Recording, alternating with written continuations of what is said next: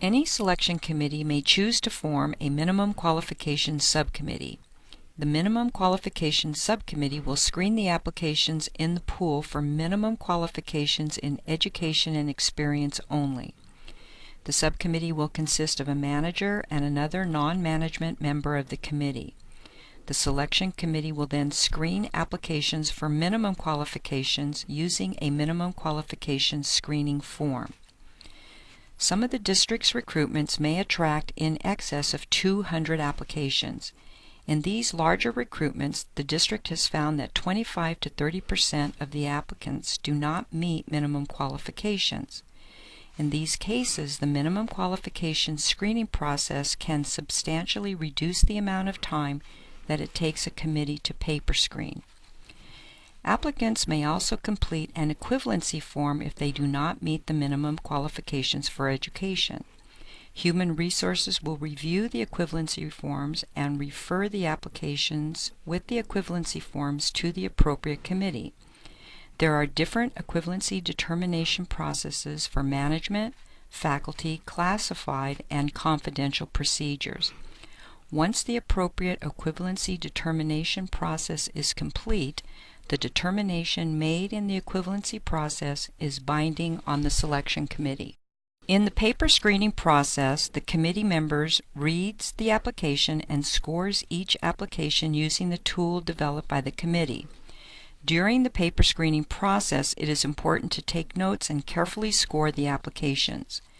Committee members are reminded that all application materials are district records, that the materials should not be altered, and that members should not write on or mark the applications. In order to maintain the confidentiality of the records, all applications are screened in the Human Resources Department. If a committee member is not able to complete paper screening during the hours that Human Resources open, 7:30 a.m. to 4:30 p.m., the member may send an email to an Human Resources staff member and request admission to Human Resources on a specific date. Human Resources will authorize campus police to admit that member to Human Resources, and the applications will be placed in the Human Resources conference room. The email must be sent at a time that will allow Human Resources staff to contact campus police prior to the desired date. As an example, an email sent at 10 p.m. on Friday evening for admittance on Sunday afternoon is not adequate notice.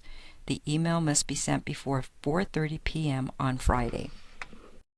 After applications are paper screened, Human Resources staff will create a spreadsheet of the scoring process which will be used in deliberations.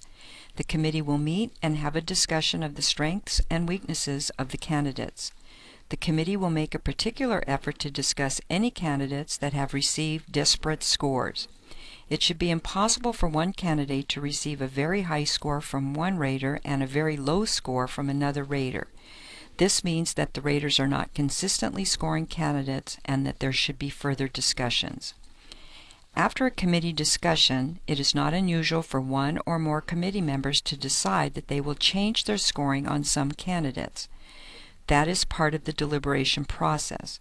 However, sometimes committee members change their scores on the spreadsheet and forget to change their paper screening tools as well.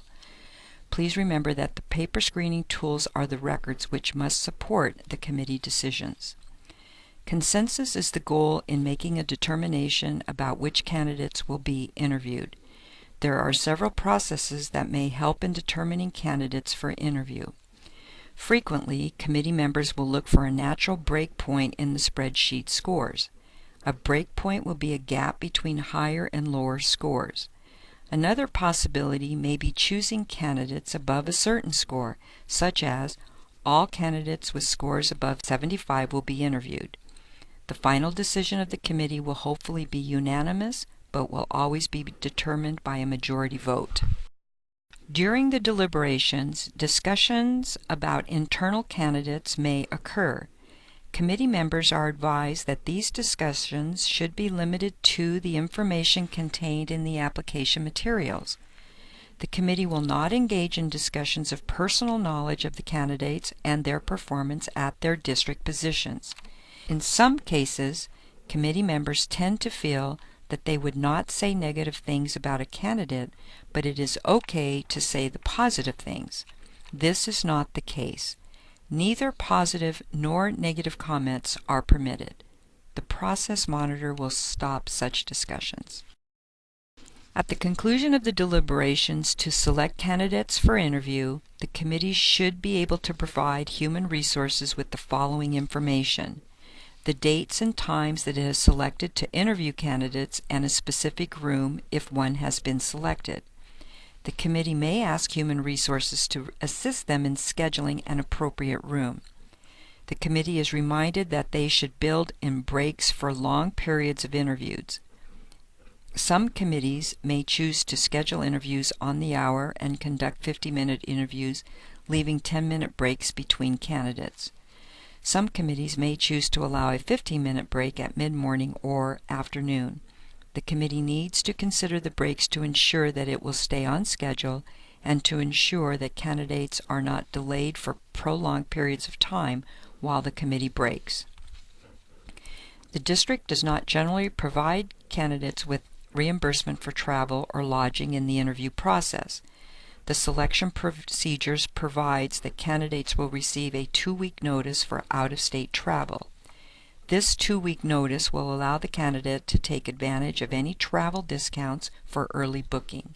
If there are no candidates traveling from a distance, then the committee may determine that it will provide a 1-week notice to candidates. The committee must inform human resources if the candidates need instructions to prepare for the interview, such as teaching demonstration or presentation instructions. The instructions should include the length of time that the candidate will have to present his or her prepared material. The district strongly advises that candidates are allowed a period of time, 15 or 20 minutes, to preview the questions before the interview.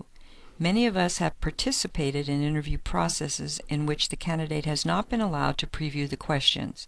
In those cases, the candidate is asked a question and answers the question, including a lot of information which he or she wants to provide to the committee.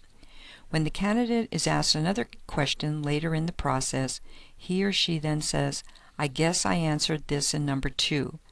Previewing questions allows a candidate to better organize answers during the interview and makes the time spent with the committee more effective. The committee also needs to let Human Resources know how flexible it will be in its interview scheduling.